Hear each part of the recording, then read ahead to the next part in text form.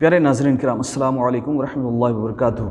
मैं आज आपके सामने तिजारत, कारोबार, धंधा रोज़गार के ताल्लुक़ से चंद अहम बातें बताने के लिए हाज़िर खिदमत हुआ हूँ, और वो भी आक़ाए दो जहाँ सल्लल्लाहु अलैहि वसल्लम ने इस बारे में क्या फ़रमाया वो आपके सामने मैं पेश करने जा रहा हूँ। तो आपसे गुजारिश है कि इस वीडियो को आप आखिर तक ज़रूर देखें और पसंद आ जाए तो दूसरों तक शेयर करके सवाब की भी हक़दार बनें।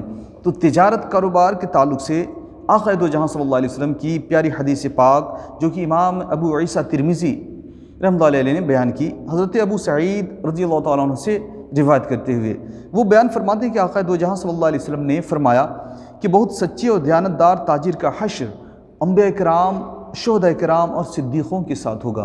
अल्लाहु अकबर। कितनी प्यारी बात आक़ाए दो जहाँ ने फरमाई कि अमानतदार, दयानतदार अगर ताजिर है, धंधा कारोबार करने वाला सच्चा अगर है, दयानतदारी से अगर कारोबार करता है तो उसके लिए आखिरत में कितना बड़ा अजर सवाब है। हुज़ूर फरमाते हैं कि अंबिया किराम, शुहदा इज़ाम के साथ उसका हश्र होगा। और इस तरह की दूसरी रिवायत जो वईद के तौर पर आक़ाए दो जहाँ सल्लल्लाहु अलैहि वसल्लम ने बयान फरमाई कि अगर इसके बरअक्स कोई मामला करता है, दयानतदारी से काम नहीं लेता, तो उसके बारे में क्या फरमाते हैं। तो हज़रत उबैद बिन रिफ़ा रज़ियल्लाहु तआला अन्हु से रिवायत है, वो अपने बाप से रिवायत करते हुए बयान फरमाते हैं कि आक़ाए दो जहाँ सल्लल्लाहु अलैहि वसल्लम ने फरमाया कि क़यामत के दिन बददियानत ताजिरों का हश्र नाफरमानों के साथ होगा।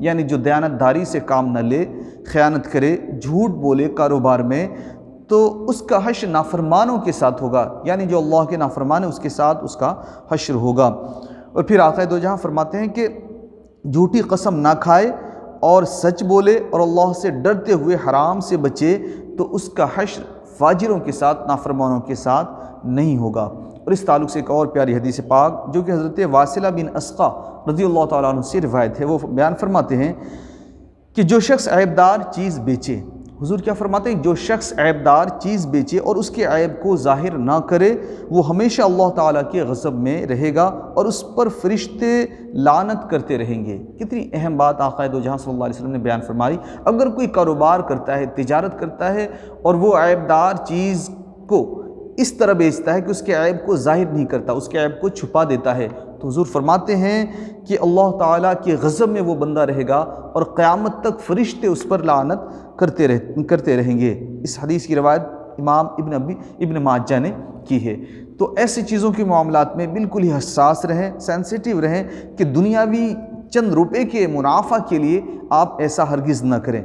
इस ताल्लुक़ से एक अहम मसला भी मैं आपको अर्ज़ कर दूँ कि अगर किसी ने कोई चीज़ बेची और ज़्यादा कीमत बताया और फिर उसको कम करके कम में बेचा, यानी मिसाल के तौर पे किसी ने कोई चीज़ बेची, 1000 रुपये कीमत रखी और फिर कम करते करते उसको 500 में बेचा, तो अब इस तरह का कारोबार हराम या नाजायज़ नहीं शुमार किया जाएगा, इसलिए कि ये जायज़ है। फ़क़ीह मिल्लत मुफ्ती जलालुद्दीन अहमद अमजदी रहमतुल्लाह ताला अलैह बयान फरमाते हैं कि इस तरह की बैع करना जायज़ और दुरुस्त है।